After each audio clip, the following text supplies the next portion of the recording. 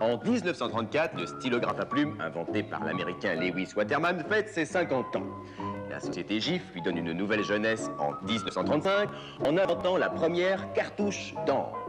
Il a beau faire marchand de buvard et accessoirement celle des teinturiers, le stylo plume coule des jours heureux. Mais en 1938, deux Hongrois déposent un brevet qui va faire du bruit, beaucoup de bruit. Ces deux hommes se nomment Biro, Laszlo et Georges Biro. Ils sont frères, l'un est journaliste, l'autre est chimiste. Leur idée est aussi simple qu'un jeu de billes. Tenez, vous prenez une bille, faites-la rouler dans une eau colorée, regardez ce qui se passe. Elle laisse des traînées derrière elle. Toute l'invention des frères Biro est là.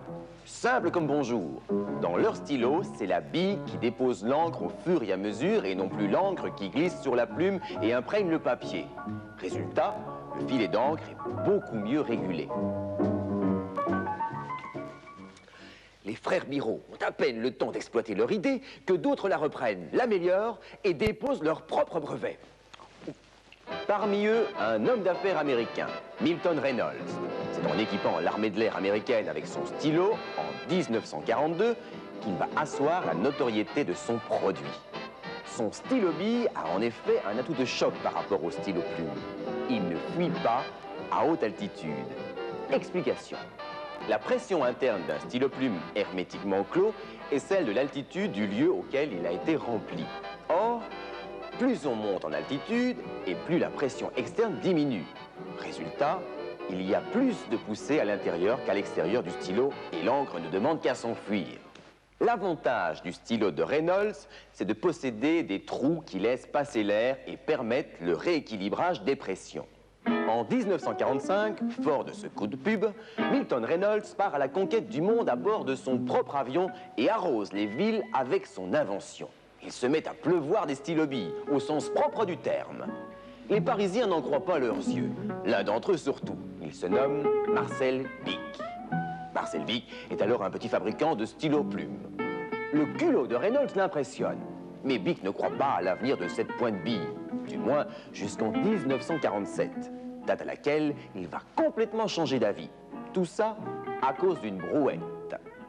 C'est en poussant un jour cet objet rudimentaire que Bic saisit l'intérêt de la pointe bille. Comme la roue d'une brouette, la bille du stylo tourne sur elle-même. Elle permet donc de tracer des courbes sur une surface plane sans aucune difficulté. La plume, elle, ne pourra jamais que gratter et accrocher le papier. À partir de date, Marcel Bic laisse plume et dans la perfection du style. 2 ans, il améliore considérablement la qualité de fonctionnement. La passion des outils de production des matières plastiques vont lui permettre un nouveau concept, celui du stylo à billes jetable. En 1951, Marcel Bic est fin prêt. Sa marque est toute trouvée, elle portera son nom. Le premier stylo Bic est alors lancé. Réalisé en plastique transparent, il est baptisé le Bic Cristal. Ce stylo est révolutionnaire. La contenance de son réservoir permet de tracer un trait de 3 km sans s'arrêter. Plus besoin d'encrier, plus besoin non plus de buvard. Son encre sèche toute seule, immédiatement. Et en plus, produit en série, il ne coûte rien. Dès son lancement, c'est le raz-de-marée. 25 millions de Bic Cristal sont vendus la première année. 37 années suivantes, aujourd'hui encore, Bic Cristal reste le stylo à billes le plus vendu au monde. Comment fonctionne-t-il? Regardez, c'est un. Le Bic Cristal, comme la plupart des stylos billes courants, est composé d'une tête, d'un tube d'alimentation et d'un corps. La tête comprend une pointe dont les lèvres enserrent la fameuse bille, le tout étant emboîté dans un support. Le tube d'alimentation est formé d'un réservoir dans lequel est introduite l'encre du stylo. Le corps, lui, sert à protéger le tube d'encre, à maintenir l'ensemble et permet à la main de tenir le stylo. Une fois le tout assemblé, il ne reste plus qu'à écrire.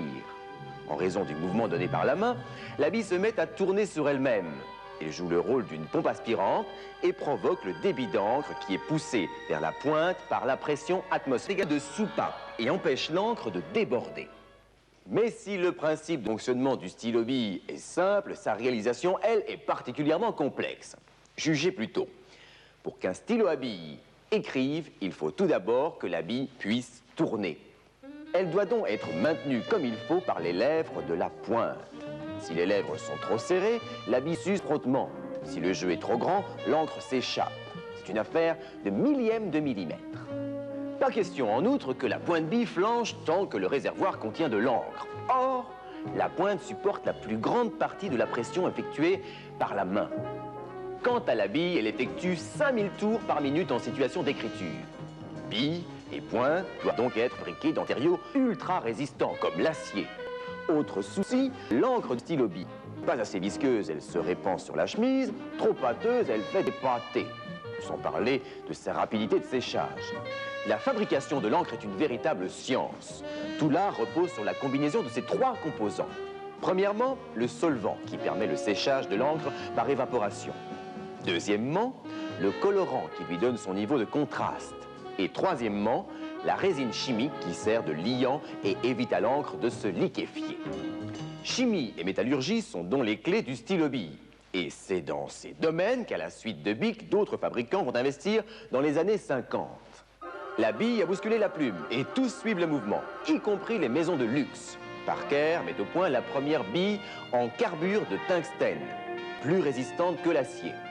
De son côté, Waterman sort la première bille en saphir, encore plus lisse. Mais malgré ses exploits, Marcel Bic garde la part du lion. Sa philosophie du meilleur rapport qualité-prix correspond à merveille à la société de l'après-guerre. Bic en profite pour racheter les brevets des frères Biro et poursuit son ascension. En 1956, il lance le stylo bille à pointe rétractable, encore plus pratique. Plus besoin de capuchon, un mécanisme à ressort permet à la pointe de sortir et de rentrer à volonté. Plus question de le perdre. Une agrafe le maintient accroché à la pochette du veston, pour le plus grand bonheur des garçons de café. En 1962, nouvelle innovation. Bic sort le stylo à pointe fine, une pointe de 0,7 mm contre 1 mm pour le Bic Cristal. Par la même occasion, son corps se renforce pour résister aux mâchoires les plus féroces. Avec ces trois produits phares, Bic envahit le marché et devient un véritable bien public. L'administration s'en empare. Le Bic trône fièrement sur les guichets. On est même obligé de l'enchaîner pour éviter les vols intempestifs. C'est la rançon de la gloire. En 1965, le dernier bastion des stylo-plumes vole en éclats. L'éducation nationale lève l'interdiction du stylo bille à l'école. Bic en profite pour sortir le stylo 4 couleurs, de quoi alléger les trousses des écoliers.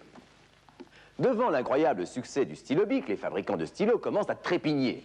Eux aussi veulent leur part du gâteau. Les innovations vont donc s'accélérer dès la fin des années 60. En 1969, la société américaine Papermate invente le stylo bille qui écrit dans toutes les positions. C'est un gaz introduit dans le réservoir qui va donner une pression suffisante à l'encre pour qu'elle défie les lois de l'apesanteur. Avec cette trouvaille, les deux petits cœurs de la marque feront le tour du monde. En 1973, la firme japonaise Pentel réconcilie les amateurs de billes et de plumes. Elle crée la première pointe bille à encre liquide, aussi liquide que les stylos à plumes. L'encre est injectée dans un tampon en polyester qui sert de régulateur. Au contact de ce tampon imbibé, la bille s'enduit d'encre et la dépose sur le papier. Résultat, une meilleure glisse de la pointe et moins d'effort pour écrire. Ce procédé, plus connu sous le nom de rollerball, fait l'effet d'une petite bombe. Et l'onde de choc se répercute rapidement, y compris chez Bic, qui ne veut pas manquer ce qui pourrait être un tournant dans l'histoire du stylo bille. En 1979, Papermate invente le premier stylo à bille à encre gommable. L'un des derniers privilèges du stylo plume, l'encre effaçable est battue en brèche. L'encre de ce stylo, baptisé le Ripley, est à base de latex, c'est-à-dire de caoutchouc. Dans les années 90, les fabricants vont changer leur stylo d'épaule et se livrer bataille sur un terrain qu'on avait presque fini par oublier, celui du corps du stylo. D'étonnantes nouveautés apparaissent alors en termes de confort ou même d'hygiène.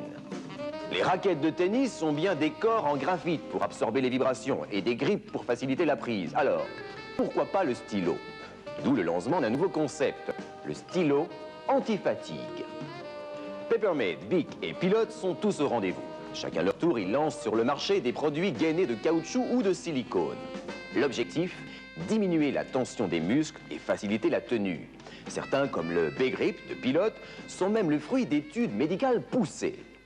C'est d'ailleurs toujours dans un souci médical que Pilote a lancé tout récemment au Japon une nouveauté qui a fait fureur depuis.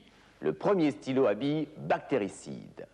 Dans les hôpitaux, certains objets comme les bijoux ou les stylos ne sont pas stériles. Ils sont donc susceptibles de transporter des bactéries. Pilote a donc conçu un stylo dont le corps est fabriqué dans une matière plastique enrichie de cuivre, d'argent et de zinc. Des métaux dont les ions sont réputés pour lutter contre les bactéries et les moisissures. Des stylos anti-grippe. Voilà qui pourrait bien relancer l'histoire du stylo-bille.